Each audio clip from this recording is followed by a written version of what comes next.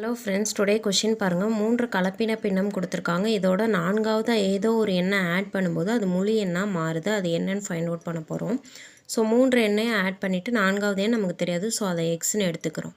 இப்போ கலப்பின பின்னத்தை பின்னமாக மாற்றுறதுக்கு டினாமினேட்டரை இதே மல்டிப்ளை பண்ணிவிட்டு நியூமரேட்டரோட ஆட் பண்ணணும். ஸோ அப்படி பண்ணோம் அப்படின்னா 23/4 + 24/5 + 59/8 + எக்ஸ்ன்னு கிடைக்குது. ஸோ இதுக்கு எல்சிஎம் எடுத்தால் நமக்கு 40 கிடைக்குது. So 230 + 192 + 295/40 + X.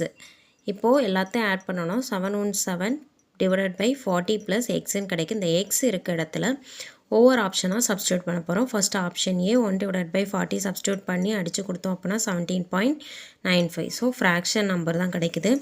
Second option 2/40 add பண்ணி அடித்து கொடுத்தோம் அப்படின்னா 17.975. அப்போயும் ஃப்ராக்ஷன் நம்பர் தான் கிடைக்குது. அடுத்து தேர்ட் ஆப்ஷன் 3/40 சப்ஸ்டியூட் பண்ணி ஆட் பண்ணி அடித்து கொடுத்தோம் அப்படின்னா நமக்கு 18. ஸோ முழு நம்பர் கிடைக்குது. ஸோ ஆப்ஷன் சி தான் கரெக்டான ஆன்சர். தேங்க்யூ.